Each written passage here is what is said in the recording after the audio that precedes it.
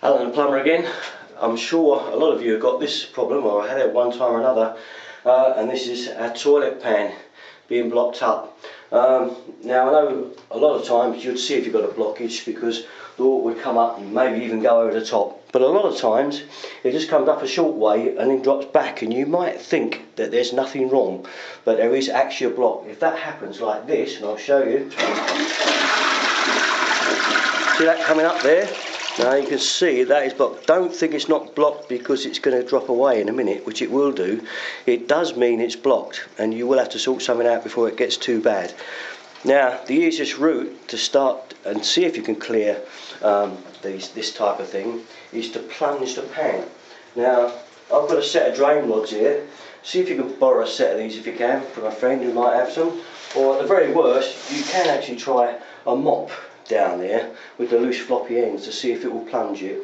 So now if you look at the water in the pan, you'll see that it's dropped right below, which means it's sucking air and it's pulling it down. It is more likely blocked way down in the drain, I think. But always the easiest method to begin with is to plunge it first. So I always put the plunger rod on my drain rod. I seem to permanently leave this one on, and then we'll give it a plunge and see if this works first. This is the first thing you must try. It's the easiest. Then if this doesn't work, then we'll go down to the drain. So I'm going to flush it now, and we'll give it a plunge like that. Keep it going. Get a good plunge. See if we can get it. Keep it going till the water drops. And you know you've pushed as much down as you can. Okay, let it go. Now we've got to wait a minute for the cistern to fill up, and we'll give it another flush and see if we've had any luck. If it doesn't go now, don't bother trying anymore. It means that the drain's blocked outside. So we're just going to give that a minute to fill up now. Going to give it a flush now just to see if our plunger has done the job. If this fills up again now, we know we've got to go down to the drain. So there we go. No, it hasn't done the job. As you can see, it's still back up. This means that our blockage is now way down outside. So now we've got to try and find a manhole, and we'll see if we can find a manhole cover. It'll either be the back of your property or at the front. Now, one or the other. You should have a manhole cover either end of the property. So we've now got to go down and find our main drains. Well, good people, I'm in the garage, and there's our soil stack coming from upstairs where our pan is blocked. It comes down here, and there is actually a cover down there of sorts, but it's under all this rubbish. But I'm not going to go for that one because I've now seen that there is another one outside. Yeah, this is the one here. I think this is the best one to get up. It's just outside the garage, and I think this could be where our problem is. So I'm going to lift this one up now and have a look. Well, we found our problem. Here it is.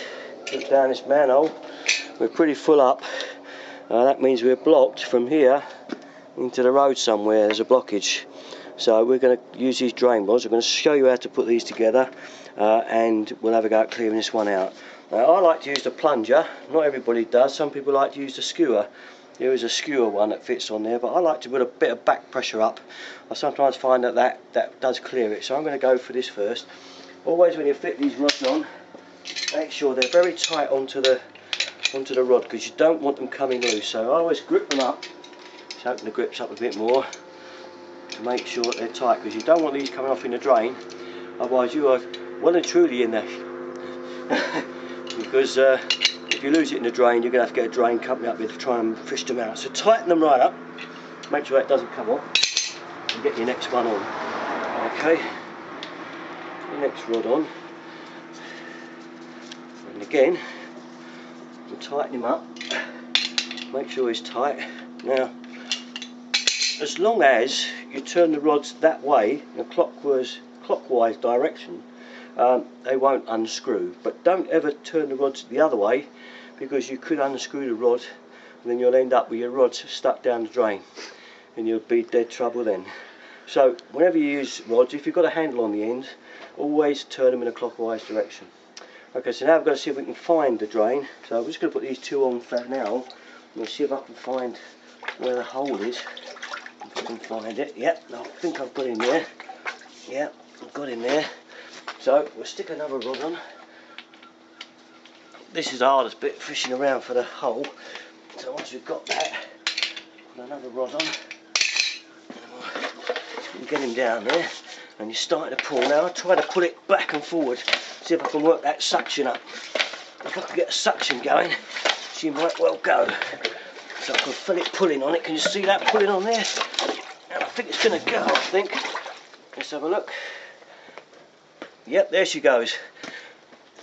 There we go. That's a bit of suction on the rod. It's a little trick I've learnt over the years. It usually does pull it down. I think it's going to carry on and go. And there you are. She's all clear. I've switched straight to this view of it being cleared because you wouldn't have wanted to see what was at the bottom going through. It would have put you off your dinner. So there we are, because I was talking about drains. I'll just switch up to the toilet in a minute to show you now that when it flushes, it goes down properly and is not sucked or anything at all like that. So we'll go up there and I'll do that next just to show you the finished thing. But this, in actual fact, is it. Right, we're back at the toilet pan now, and I'm just going to flush it now and show you that this is how it should be. And as you can see, there's no suck in there now at all, and it's just resuming its level, which is about an inch from that bend there. And you can see that's quite normal now. If it's flashing like that afterwards, you know the block is completely and utterly clear. There's no more down there. And that's about it. So thanks again for watching. Derek33 for loads of stuff, loads of videos of mine on how to do things. Thanks for watching.